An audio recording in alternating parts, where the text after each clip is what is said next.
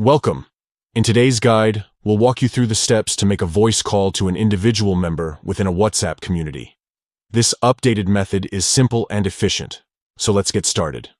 First, open the WhatsApp app on your mobile device. Once it loads, locate the Communities tab at the bottom of your screen and tap on it. This tab is where all your WhatsApp communities are organized. Next, select the community that contains the group where the person you want to call is a member. After selecting the community, tap on the specific group to open it. Once inside the group chat, tap on the group's name at the top of the screen. This will take you to the group's information page. Scroll down until you reach the Participants section. Here, you'll see a list of all members in that group. Now, find and tap on the contact of the person you wish to call.